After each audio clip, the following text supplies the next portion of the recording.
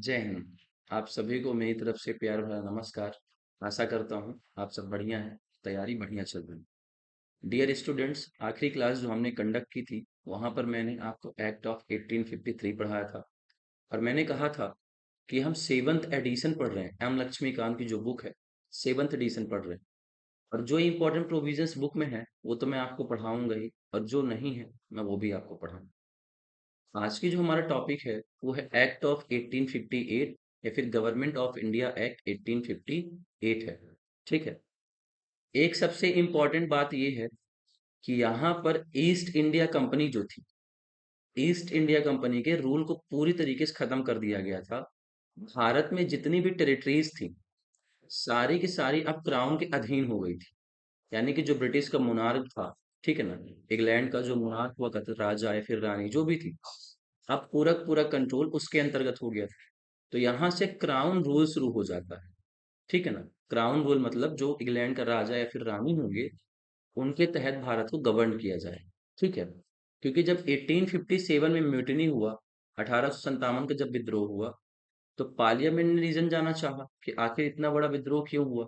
उन्हें एक बात बिल्कुल क्लियर हो गई कि हम यहाँ का जो रूल है, यहाँ का जो शासन है, किसी भी कंपनी को नहीं दे सकते। तो इन्होंने क्या किया, डायरेक्ट अपने अंतर्गत में या फिर अपने अधीन कर लिया इंडिया का जो टेरिटरीज हुआ करती थी। ठीक है। तो आज हम पढ़ेंगे द क्राउन रूल, और या फिर आप ये कह सकते हो गवर्नमेंट ऑफ इंडिया एक्ट 1858। और ये 1947 तक रूल चला। ठीक है। जब तक इंडिया आज़ाद नहीं हो गया, इंडिया को फ्रीडम नहीं मिल गई, तब तक क्राउन का रूल चल रहा था। ठीक है। तो आज मैं सारी सारी चीजें आपको बताऊंगा। एम लक्ष्मीकांत जितने भी पॉइंट हैं सब मैं एक्सप्लेन करूंगा, जो नहीं भी है मैं वो भी आपको एक्सप्लेन करूंगा। ठीक है। So don't miss any part and don't skip it. Okay, चलिए let's move. Government of India act of 1858। ठीक है। जो भारतीय कंपनी अधिनियम था, या फिर आप ये कहिए भारतीय अधिनियम, या फिर गवर्नमेंट ऑफ इंडिया एक्ट कहते हैं, भारत सरकार अधिनियम 1858। ठीक है। तो इसमें क्या कहा गया, this significant act was enacted in the wake of the revolt of 1857। 1857 का जो विद्रोह हुआ था उसी के बाद इस एक्ट को लाया गया। जैसे हमने पीछे पढ़ा हुआ है कि सारे के सारे एक्ट 20 साल के अंतर में आ रहे थे। जैसे कि 1893 का, सॉरी 1793 का हो गया, 1813 का हो गया, 1833 का, 1853 का। ठीक है। लेकिन जैसे ही विद्रोह होता है तो जस्ट अब सोचिए 1853 में आया हुआ था और 5 साल बाद फिर नया एक्ट बना दिए। ठीक है। तो यहाँ पे क्या है कि जो 1857 का विद्रोह हुआ था, ठीक है, 1857 की जो मिटनी हुई थी उसकी वजह से इस एक्ट को लाया गया। Also known as the first war of independence. BD Savarkar ने कहा था, बीडी सावरकर जी ने कहा था कि जो 1857 का विद्रोह है वो फर्स्ट वॉर ऑफ इंडिपेंडेंस। मैं आपको बताऊंगा ऐसा क्यों कहा उन्होंने, मैं आपको एक्सप्लेन करूंगा आगे के टॉपिक्स में। ठीक है। पर बस आप इतना जानिए कि इसे also known as the first war of independence, ठीक है, स्वतंत्रता की पहली वॉर या फिर युद्ध कहा जाता है, ऐसा कह सकते हो आप। और ये स्टेटमेंट जो है वो बीडी सावरकर ने दिया हुआ था। ठीक है। अभी शायद मूवी भी इनकी रिलीज हुई है, रणदीप हुड्डा उसमें उन्होंने सावरकर जी का रोल निभाया हुआ। ठीक है। देखिएगा अगर टाइम मिले। चलिए। और द सिपॉय म्यूटिनी या फिर सैनिक विद्रोह भी कहा जाता है। ठीक है। तो दो नामों से जाना जाता है, फर्स्ट वॉर ऑफ इंडिपेंडेंस और सिपॉय म्यूटिनी। अब आगे देखते हैं। Act known as the act for the good government of India, ये बहुत इंपॉर्टेंट है आपके एग्जाम के लिए। ठीक है। 1858 का जो एक्ट है उसे हम कहते हैं the act for the good government of India. यानी कि भारत में अब जो गवर्नमेंट है, सरकार है, वो अच्छे से काम करेगी। ठीक है ना, गुड गवर्नमेंट फॉलो करेंगे। जैसे हम अभी बोलते हैं ना गुड गवर्नेंस बोला जाता है, वैसे ही यहाँ पे कहा गया the good government of India. इस एक्ट को इस नाम से भी जाना जाता है। तो आपसे वन लाइनर में डायरेक्टली क्वेश्चन पूछ सकता है, खासतौर पे यूजीसी नेट में। ठीक है। कि वो कौन सा एक्ट है जिसे the good government of India act के नाम से जाना जाता है। तो आपको पता होना चाहिए एक्ट ऑफ 1858 है। ठीक है। चलिए। इस एक्ट में क्या किया गया, abolish the east India company. East India company को पूरी तरीके से हटा दी, इसका रोल यहाँ पे खत्म। ठीक है। मतलब जैसे बोलते हैं टाटा वाय, तो ईस्ट इंडिया कंपनी का इंडिया से टाटा वाय हो गया। ठीक है। And transport the powers of government, territories and revenues to the British crown. और सारी की सारी जो पावर थी गवर्नमेंट से संबंधित, यानी कैसे यहाँ पे रूल चलेगा, सरकार कैसे बनेगी, हम कैसे यहाँ पे रूल करेंगे। टेरिटरीज जो हैं, हम कैसे गवर्न करेंगे, यानी कि जो जीता हुआ एरिया था जहां जहां पे ब्रिटिश गवर्नमेंट का रूल चल रहा था, तो कैसे उस टेरिटरीज को गवर्न किया जाए। ठीक है। एंड रेवेन्यूज, और जो भी रेवेन्यूज हम लोग कलेक्ट कर रहे हैं, ठीक है, जो भी राजस्व आ रहा है, कैसे उसका बंटवारा किया जाए, कितना कर लगाया जाएगा, कितना टैक्स लगाया जाएगा, ये सारी चीजें पूरा का पूरा। अब कौन यहाँ पे देख रहा था? ब्रिटिश क्राउन देख रही थी। ठीक है ना। सब कुछ ब्रिटिश क्राउन को ट्रांसफर कर दिया गया। ईस्ट इंडिया कंपनी का रूल पूरी तरीके से यहाँ पे खत्म हो गया था। ठीक है। चलिए, the features of this act were as follows. अब क्या क्या फीचर्स थे उसको देखते हैं। सबसे पहला फीचर क्या कहता है? It provided that India henceforth was to be governed by and in the name of her majesty। कहा गया कि भारत जो है अब गवर्न किया जाएगा क्वीन के नाम पे। उस समय पे क्या था कि 1858 में वहां पे क्वीन का रूल चल रहा। ठीक है ना, क्वीन थी वहां। जैसे हमने पढ़ा ना, एलिजाबेथ वन, एलिजाबेथ टू, ऐसे करके। तो यहाँ पे जो पूरा का पूरा रूल होगा, ठीक है ना, इंडिया जो कि गवर्न किया जाएगा, अब वो हर मजेस्टी, वहां की जो क्वीन है, ब्रिटेन की जो क्वीन है, उसके नाम पर रूल किया जाएगा। जैसे अभी हमारे यहाँ जब कोई साइन किया जाता है, ठीक है, यानी कि कोई एक्ट पास होता है, फिर हम फॉरेन में कोई मीटिंग करते हैं, तो उसमें हमारे प्रेसिडेंट ऑफ इंडिया की साइन होती है। जैसे अभी G20 समिट हुई, तो आपने देखा होगा उसमें भारत का प्रधानमंत्री, ठीक है ना, प्रेसिडेंट ऑफ भारत ऐसे करके लिखा हुआ था। तो जो भी काम किए जाते हैं ना, वो हमारे प्रेसिडेंट के नाम पे किए जाते हैं। वैसे ही इस टाइम पे 1858 के टाइम पे भारत में अब जो भी काम किया जाएगा, ब्रिटेन की क्वीन के नाम पे किया जाएगा। ठीक है। It change the designation of the governor general of India to that of viceroy of India. अभी तक गवर्नर जनरल ऑफ इंडिया की पोस्ट हुआ करती थी, मैं आपको बताता हूं, अभी तक गवर्नर जनरल ऑफ इंडिया की पोस्ट हुआ करती थी। ठीक है। तो गवर्नर जनरल ऑफ इंडिया की पोस्ट को हटा करके वॉयसरॉय ऑफ इंडिया कर दिया गया। गवर्नर जनरल ऑफ इंडिया जो था उसकी पोस्ट को स्क्रैप कर दिया गया, हटा दिया गया। और अब यहाँ पे एक नई पोस्ट क्रिएट की गई, वायसरॉय ऑफ इंडिया। ठीक है। ही, यानी कि जो वॉयसरॉय हुआ करता था, was the direct representative of the British crown in India. Britain का जो क्राउन था, ठीक है ना, ब्रिटेन की मोनार्क फिर क्वीन जो थी, उनका ये डायरेक्ट रिप्रेजेंटेटिव हुआ करता था। यानी कि ब्रिटेन की जो पार्लियामेंट थी वो अपॉइंट करके इसे डायरेक्ट यहाँ भेजा करती थी, वॉयस रो जो हुआ करता था। ठीक है। तो ये ब्रिटेन की जो पार्लियामेंट थी, फिर ब्रिटिश का जो क्राउन था, उसके ये डायरेक्ट रिप्रेजेंटेटिव हुआ करते थे। ठीक है। Lord Canning thus became the first viceroy of India. Lord Canning जो थे, पहले वायसराय थे भारत के। ठीक है। So the Lord Canning was the first viceroy of India. तो दो क्वेश्चन अभी इंपॉर्टेंट आपको ये मिले कि जो एक्ट ऑफ 1858 है, इसे हम लोग the act for the good government of India के नाम से भी जानते हैं। ठीक है। और दूसरा इंपॉर्टेंट फैक्ट आपके लिए क्या है कि यहाँ पे जो पहले वॉयसराय बनाए गए, तो वो कौन थे? Lord Canning. ठीक है, लॉर्ड कैनिंग को फर्स्ट वॉयसरॉय ऑफ इंडिया बनाया गया। ये पर्सन जो आपको दिख रहे हैं, यही है लॉर्ड कैनिंग। ठीक है। इनको पहला वॉयसरॉय ऑफ इंडिया बनाया गया, लॉर्ड कैनिंग को। ठीक है। तो उम्मीद करता हूं यहां तक चीजें आपको क्लियर हुई होंगी। ठीक है। चलिए आगे बढ़ते हैं। सेकंड प्रोविजन क्या था? इस एक्ट का दूसरा प्रोविजन क्या था? It ended the system of dual government by abolishing the board of control and court of director। अगर आपको याद हो Pitt's India act, Pitt's India act, Pitt's India act में डुअल गवर्नमेंट की यहाँ पे व्यवस्था की गई थी। ठीक है। तो यहाँ पे कहा गया कि जो डबल गवर्नमेंट सिस्टम है, उसको हम लोग क्या करेंगे? हटा देंगे। यानी कि बोर्ड ऑफ डायरेक्टर जो था, बोर्ड ऑफ कंट्रोल और कोर्ट ऑफ डायरेक्टर, इनको अब थोड़ा क्या करिए, आप साइड में करिए। ठीक है ना। तो डुअल गवर्नमेंट का जो सिस्टम पिट्स इंडिया एक्ट के थ्रू लाया गया, उसको इन्होंने अबॉलिश कर दिया, खत्म कर दिया। Abolishing the board of control and court of directors, इनको खत्म कर दिया। ठीक है। थर्ड प्रोविजन क्या था? It created a new office. एक नए ऑफिस की स्थापना की गई, एक नया विभाग बनाया गया, secretary of state for India.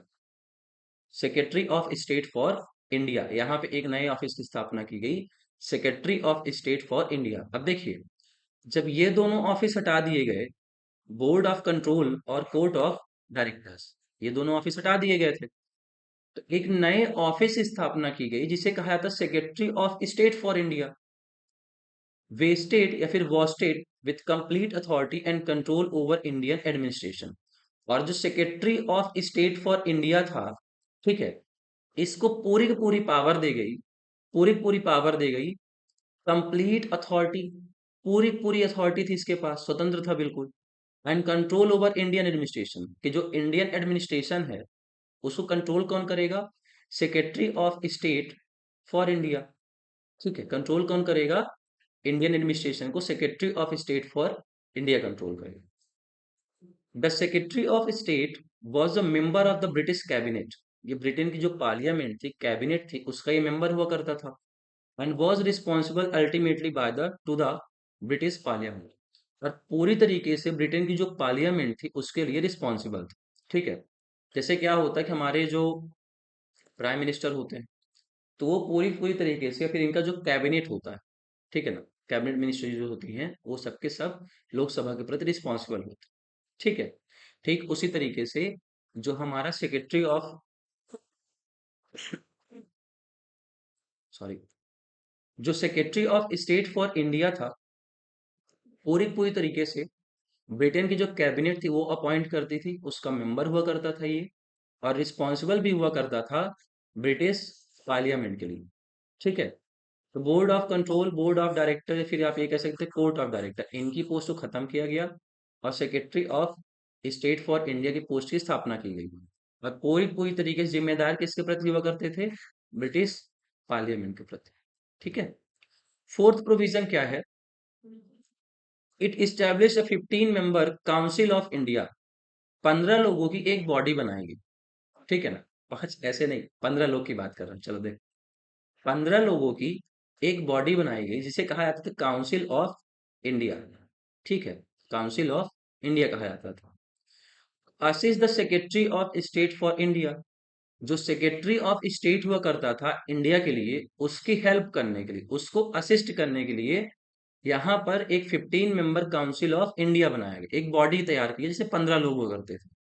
The council was an advisory body, इनका जो सजेशन हुआ करता था ना, बाइंडिंग नहीं हुआ करता था, ये सिर्फ एडवाइस दिया करते थे, सलाह देंगे, पर इनकी सलाह बाइंडिंग नहीं है आपके ऊपर, जरूरी नहीं कि आप इनकी सलाह को फॉलो करो।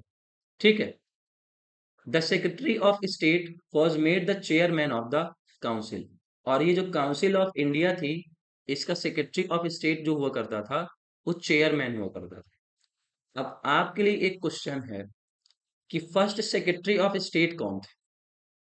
द सेक्रेटरी ऑफ स्टेट लिखा हुआ है, तो पहले secretary of state for India कौन थे?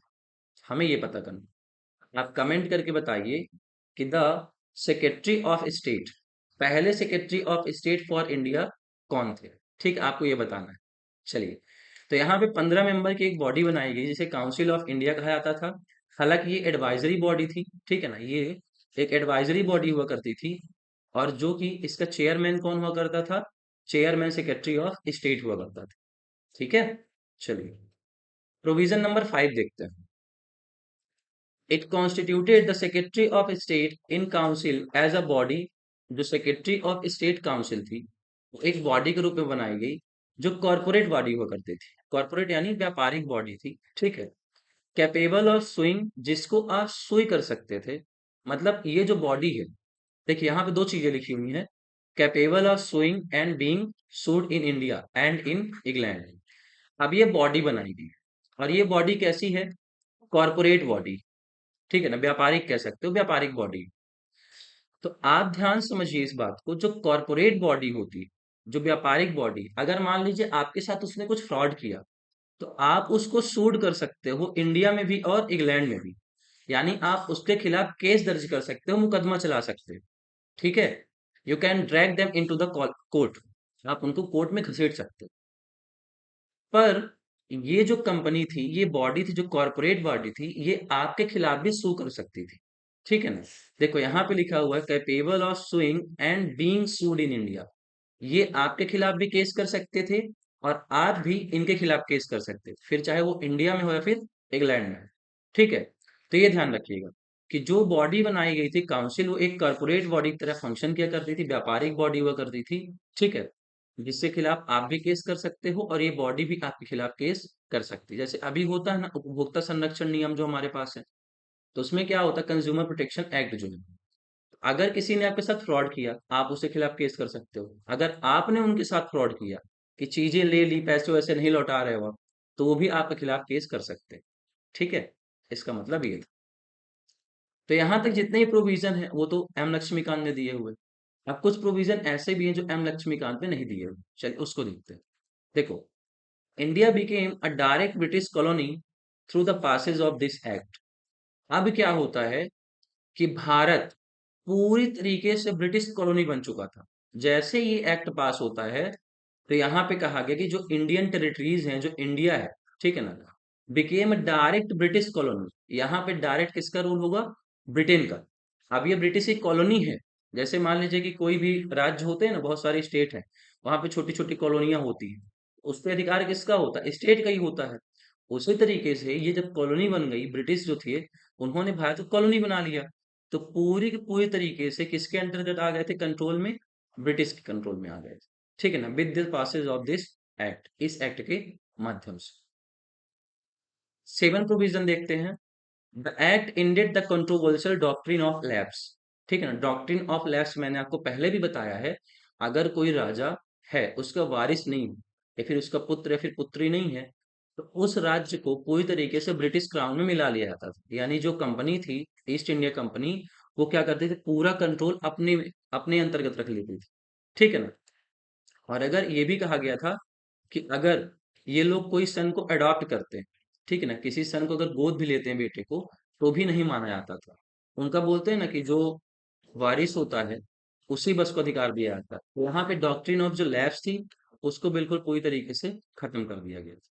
ठीक है, introduction of Indian civil services, मैंने बताया था ना आपको, जो एक्ट ऑफ 1853 था, उसके माध्यम से सभी के लिए जो आपका सिविल सर्विसेज था, उसको ओपन कर दिया गया। इंडियन लोग भी अब इसमें पार्टिसिपेट कर सकते थे। ठीक है, the act provided for the foundation of the Indian civil services. इस एक्ट से क्या होता है, इंडियन सिविल सर्विसेज की यहाँ पे फाउंडेशन होती है, जिसकी आप अभी तैयारी कर रहे हो, यूपीएससी। ठीक है, which were task with administering the country. और यूपीएससी जो था, यानी इंडियन सिविल सर्विसेज जो हुआ करती थी, उनका टास्क क्या था, उनका काम ये था कि भारत जो है, यानी कि जो ब्रिटिश की अभी कॉलोनी बन चुका था, यहाँ पे एडमिनिस्ट्रेशन कैसे होगा। ठीक है, एडमिनिस्ट्रेशन यहाँ पे कैसे होगा, इसकी जिम्मेदारी किसको दी गई, Indian civil services. Indians were also permitting to join the military. अब इंडियंस जो थे, उनको भी अनुमति दे दी गई कि हाँ आप भी मिलिट्री ज्वाइन कर सकते हो, यानी कि आर्मी ज्वाइन करने की अब इनको भी सुविधा दे दी गई थी। ठीक है, चलिए, 9 नंबर क्या है, आखिरी प्रोविजन है। ठीक है, इट वॉज डिसाइडेड दैट, यहाँ पर यह भी निर्णय लिया गया था या फिर सुनिश्चित किया गया, द रिमेनिंग इंडियन प्रिंसेस, जो बचे हुए इंडियन प्रिंसेस हैं, यानी कि जो राजा महाराजा हैं, एंड चीफ्स, और जो चीफ हुआ करते थे, छोटे मोटे ट्राइब्स के जो चीफ हुआ करते थे, ठीक है, कुल मिला के लगभग 560 लोग थे। ठीक है, would have their independent status, उनके पास अपना स्वतंत्र स्टेटस होगा, वो इंडिपेंडेंट है। उनका जो स्टेटस है, राज्यभार है, जो भी है, जिस पद पे भी है, वो इंडिपेंडेंट है, प्रोवाइडेड दे एक्सेप्ट ब्रिटिश सुजेरेनिटी। उन्होंने ब्रिटिश क्राउन की बात को माना, यानी ये स्वीकार कर लिया कि हाँ, हम किसके अधीन है, अभी सिर्फ ब्रिटिश क्राउन के अधीन, यहाँ पे रूल किसका चल रहा, ब्रिटिश का। पर ये लोग इंडिपेंडेंट थे, जैसे अपने राज्य का कार्यभार संभालना चाहते थे, जैसे अपने स्टेट को चलाना चाहते थे, वैसे चला सकते थे। पर पैरामाउंट कौन है, सुप्रीमेसी किसकी रहेगी, ब्रिटेन की। यानी ब्रिटेन की जो क्वीन है, उनकी अधीनता स्वीकार करिए, और उसके बाद जैसे ही आपको रूल करना है, आप अपने राज्य में, अपनी जो भी टेरिटरी में आप रूल कर रहे हैं, प्रिंसली स्टेट हुआ करते, छोटे छोटे यहाँ पे स्टेट्स बटे हुए थे, ठीक है ना, जैसे जूनागढ़ हो गया, वैसे करके हैदराबाद हो गए, छोटे छोटे प्रिंसली स्टेट थे। आप उनको जैसे रूल करना चाहे वैसे रूल करोगे, पर आपको जो ब्रिटिश सुवेरेनिटी है, यानी कि ब्रिटिश की जो सुप्रीमेसी है, आपको उसको एक्सेप्ट करना हो, क्राउन की सुप्रीमेसी आपको एक्सेप्ट करनी है। तो देखो, इसीलिए इन्होंने कहा था फर्स्ट वॉर ऑफ इंडिपेंडेंस। ठीक है ना, पहला फर्स्ट वॉर ऑफ इंडिपेंडेंस कहा गया, क्योंकि यहाँ पे इंडिपेंडेंस डे दिया गया। जो स्टेट थे, प्राइंसली स्टेट थे, उनको कहा गया कि आप अभी इंडिपेंडेंट हो, बस हाँ, आपको स्वीकार क्या करना है कि हमसे सुपीरियर कौन है, हमारे पैरामाउंट में कौन है, ब्रिटिश क्राउन। ठीक है, चलिए, तो दो चीजें याद रखिएगा। Good government of India act भी कहा जाता है। लॉर्ड कैनिंग जो थे पहले वॉयसरॉय ऑफ इंडिया थे। डॉक्ट्रिन ऑफ लैप्स को खत्म कर दिया गया। ठीक है, सारे के सारे इंपॉर्टेंट प्रोविजंस मैंने आपको पढ़ा दिए हैं। उम्मीद है आपको सारी चीजें समझ में आई होंगी। मिलेंगे नेक्स्ट क्लास में नए टॉपिक के साथ, तब तक अपना ख्याल रखिए और अच्छे से पढ़ाई करते रहिए। जय हिंद।